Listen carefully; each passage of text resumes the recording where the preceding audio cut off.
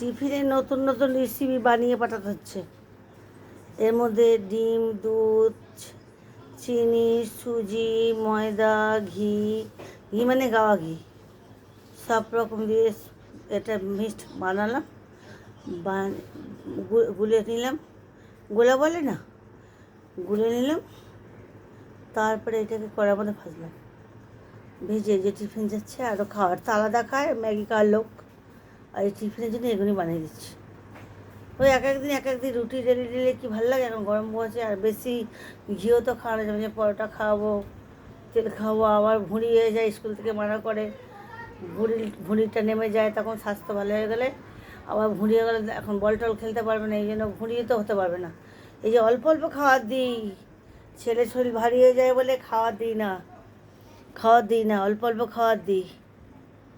কেন, এমনিতে একটুখানি হলেই শরীর একদম ফুলে যায়, মোটা সোটা হয়ে গোলগাল হয়ে। এই জন্য খাওয়ার বেশি দিতে চাই না। স্কুল থেকে বলে দেয় যে এই তো স্বাস্থ্যটা এরম হয়ে যাচ্ছে, আর কোথায় দৌড়দৌড়ি করাতে পাঠাবো? বাচ্চাদের দিয়ে পাঠাতে ভয় লাগে, রাস্তাঘাটে কোথায় যাবে, বাচ্চা ঝগড়া লেগে যায়, কী লেগে যায়। তা আমার তো নাতিটা কোথাও বেরোয় না, ঘরের মধ্যেই খেলে, ঘরের মধ্যে থাকে। একটু মাঝে মাঝে মোবাইলটা দিই, কার্টুন মতন দেখে টাইমটা কাটায়। কোথাও দিই না, ছাড়ি না। এখন পর্যন্ত একা কোথাও যেতে পারে না, মানে যায় না কোথাও, বন্ধু বান্ধব কোথাও যায় না। এই তো দেখছি কতগুলি বাচ্চা আছে, এই যে পাঁচিল টপকে আম গাছে উঠছে। তো এই যে বাচ্চা ছাড়বো, যদি আমারটাও তো এরকম শিখে যাবে। তো এইগুলি আমার ভালো লাগে না। এমনি খেলাধুলো করুক, ঠিক আছে, কিন্তু হয়তো চারজন যাচ্ছে, ও থাকলো, যদি কেউ বলবে যে এই ছেলেটাও ছিল, তখন কেমন লাগবে? ঠাকুমা ঘরে বসে আছে আর নাতি ছেড়ে দিয়েছে, কারো ও তো আম, কুল, জাম কিছুই খায় না। বিলাতি খেজুর কত প্যাকেট পড়ে আছে আমার কাছে। আমার ছোটো ছেলে পাঠিয়ে দিয়ে দুটো দিন, ও একটু ধরে না, কাজু বাদাম খায় না, কিচমিচ খায় না, কিচমিচ শুকিয়ে কালো হয়ে যাচ্ছে, ও কিছু এখানে খেতে জানে না, কী বলবো। তারপরে খেজুর কিছু খায় না, ওই যে বিলাতি খেজুর কিছুই খায় না, ওইসব খেতেই যায় না। আম, কাঁঠাল, আনারস, তারপরে লিচু যদি শুকিয়ে গেলে খোলা একটু ব্যাস খাবে না। আপেল খায় টাটকা, মানে যে কোনো জিনিসটা একটু শরবতি লেবু, আপেল, শশা খায়, টাটকা জিনিস। কিন্তু এই আমজাম, এই যে এখানে আমি ডেলি এগুলো কুড়িয়ে ভরে থাকে, কে খাবে? খারাপ হয়ে যাচ্ছে, ফেলে দিচ্ছি। আবার যদি গাছ বসানোর শখ থাকে, এই জন্য কুড়িয়ে রাখি আমি। আমার খালি গাছ, আমার বাড়িতে জঙ্গল করে রেখে দিয়েছি গাছে। এই যে জঙ্গল করেছিলাম, এখন তো টকের ডাল টাল তো খেতে পারি। এখন এই যে আমসত্ত্ব করছি, এখন দেবো ওটা খাওয়ার গুছিয়ে দিচ্ছি। ওই যখন থালাগুলি বের করেছি কয়েকটা বাকি আছে, তাই রাখলাম। গুড মর্নিং সবাইকে, বাচ্চা, নাতিরা, ছেলেরা, সবাইকে বললাম, সবাইয়ের জন্যই করছি। আর খাবারটা পাঠাচ্ছি, ভালো লাগলে বানিয়ে খাবে। আর যদি মনে করো, যদি কাকিমার কাছে খেতে ইচ্ছে করে, কোনো দিন আসলে চলে আসবো শিলিগুড়ি যদি মনে করো, তপন কাকু বাড়ি যাবো, তুফানদের বাড়ি যাবো। কিছু মানুষ তো চিনেই আমাদেরকে, কেন আজকে তো বাড়িটা না, অনেক দিনের বাড়ি। কিন্তু যদি এখানে তো এতে পেয়ে যাবে, লোকেশান পেয়ে যাবে। বাড়ির হচ্ছে যে নির্মা কোম্পানির মধ্যে লোকেশান আছে, আর আমাদের গলিটাতে নেই। আমাদের বাড়িটাতে গলির মধ্যে আছে না, কীরকম রাস্তা যেন, কটা বাড়ির জন্য অর্ধেক, যেখানে 12 ফুটের রাস্তা, চপুট করে আছে। 3-4টে বাড়ি, মানে একটা বাড়ি আছে নির্মা কোম্পানি বলে, এদের বিরাট জায়গাটা নিয়ে বাড়ি, মানে 1 বিঘে 2 বিঘের মধ্যে নিয়ে বাড়ি। ব্যাস ওইটা লাস্টের মাথাটা আমাদের, ওদেরটা শেষ হবে, আমাদের পড়বে। কিন্তু কেন যে রাস্তার মাথা ছিপ আমি বুঝতে পারছি না। কে যে রাস্তাটা বের করবে তাও জানি না, কর্পোরেশন না পঞ্চায়েত, বুঝতে পারছি না। এই জন্য অনেক কষ্ট হচ্ছে আমাদের বাড়িটাতে, একদম পুরো নিজস্ব আমাকে ঘরগুলি ভাড়া দেওয়ার জন্য বানিয়েছিলাম, এখন ফাঁকা হয়ে পড়ে আছে। ভাড়া দিতাম, তাও একা থাকি নাতিটাকে নিয়ে, কিন্তু ফাঁকা হয়ে পড়ে আছে, রাস্তাঘাটটা ভালো না, ওই জন্য পড়ে আছে। যাক, সবার সঙ্গে অনেক কথা বলে নিলাম, আর কথাও কিছু বলবো না, কারণ অনেক কাজ বাকি আছে। আজকে এই যে ওই সব ডিবে ডাবাগুনি আছে, এগুলো সব ধোয়াধুয়ি করবো, পরিষ্কার করবো। আর কী করবো, ধুলো পরে তেল কাজটা হয়ে যায় না, এইসব করবো। তোমাদের কাছে বলে তো লাভ নাই, এই কাজগুলো তো করতেই হবে। কাজ এখানে তো মাদেরই কাজ না, ঘর দূর দেখা।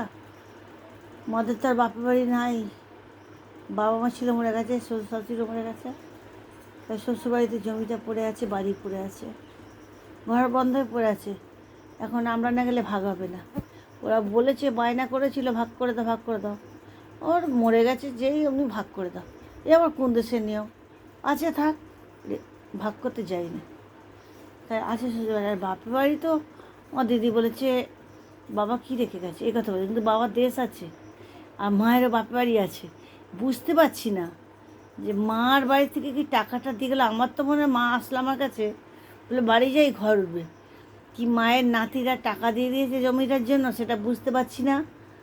জানি না এখন, যদি যতই না গেলে জানতে পারবো না। একদিন তো যাবো যে টাকাটা পেয়েছে কি না।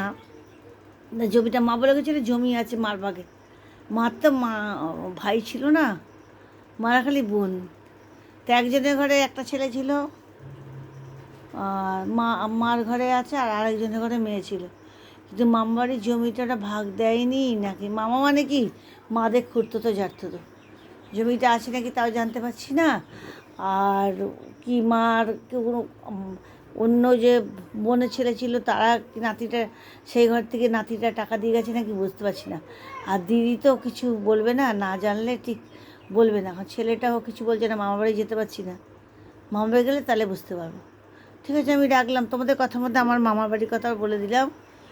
জানো মা বাবা মরলে না আর করে নেই। একদম না, চাষির ঘরে মেয়ে, কষ্ট করে মানুষ, ভিখারি চাষি বলে না, ভিখারি চাষি। আর আমার বাবা যদি বাড়ি চাষ করতো, আর আমাকে যখন বিয়ে দিল যেদিনকে ভাইফোঁটার দিনকে, আর বাবা এখন বাড়ি বলে সব ভাইফোঁটা দিয়ে আমি বেরিয়ে আসলাম। আমার বিয়ে আগে হয়েছে, ব্যাস কালী পুজো হচ্ছে। আগে তো তার তো একটা কারেন্ট থেকে কোথা থেকে টানতে হতো বলে। আর তারপরে একটা ছেলে না ও মাথার সবজি আনছিল, বাজারে ঠেকে গেছে। ওটা আমাদের মানে গ্রামের মানুষ, বাবা গেছে বাঁচাতে, জানে না কারেন্টের একজন লাগলে আরেকজন লেগেছে, আরেকজন লেগেছে। বাবা গেছে, বাবাকে ধরেছে, মাকে গেছে, মাকে ধরেছে। তখন মা বলছে একটু আছে মা, কাকাকে বলেছে তুমি আর ধরো না, যাও যাও কোথা দিয়ে তারটা গাছ দেখো, ওখানে বাস দিয়ে বাড়ি মারো। যাক মা একটু কথা বলতে পারতো, তখন পাচ্ছিল। তারপর তো বাবাটা তো মরে যায়, যে বাবা তো একদম একটুখানি বাচ্চা ছেলের মতন হয়ে গেছিলো, বেটে উঠে। যাক কষ্ট করে বেঁচেছি, যাও। তাহলে আর দিয়ে টিয়ে আসলাম। আর তখন থেকে আর চাষবাস আর হয়নি। অনেক কষ্ট করেই বড় হলাম তখন আমরা। অনেকে দিদি বোনরা অনেকে তখন কষ্ট পেল। বাবা কারেন্ট শর্ট খেয়ে গেল। সংসার যদি ছেলে মানুষ ঘরে বসে যায় তাহলে সংসারে কত কষ্ট হয়। তাও দুঃখের কথাটা আবার সব দিন বলবো এ করে। আজকে রেখে দিলাম, এখন অনেকক্ষণই কাজ আছে। আমগুলো সব রোদ্দুরে দিই, আম সত্য যখন হবে তখন আবার পাঠিয়ে দেবো, সবাই খাবে। আর এই যে বাবু এখন জুতো টুতো পরছে, রেডি হচ্ছে। এই যে খাবার দিয়ে পাঠালাম, নাতির সঙ্গে তোমরাও খেয়ে নিও, ছেলেরা মেয়েরা সবাই থেকে বললাম গুড মর্নিং বলেছি। আগে ভোরবেলা উঠে 4টের সময় উঠেছি, আম কুড়াতে গেছিলাম উঠোনে। তখন আমি উঠে আগে আগে উঠে এ করে দিই, পরে মানে হাত পা ধুয়ে টুয়ে এসে আর তারপরে তোমাদের পরে করলাম, উঠোনে গিয়ে একটু গুড মর্নিং করলাম। যা গিয়ে সবাই কিন্তু একটু কমেন্ট শেয়ার করো। আর কাকিমাকে তো কারণ পছন্দ হয় না, কেন কাকিমা তো অনেক ঝগড়াটে, সামনে সামনে এরকম করে জোরে জোরে কথা বলে দিতে পারি। যে আমাকে বললো কথাটা, কেউ যদি কোনো কথা বলবে, আমি যদি ভুল যদি আগে না করি তাহলে কিন্তু তাকে ছাড়ার লোক না আমি তোমাদের বলে দিলাম। আমি যদি ভুল যদি না করি, আমি যদি ভুল করি তাহলে আমি চুপ করে থাকবো। তাহলে আমাকে তো সারাদিনই কথা বলি আমি, যে এটা কেন বললো কেন বললো কেন বললো, দিমাগ খারাপ হয়ে যায় আমাকে কেউ যদি ভুল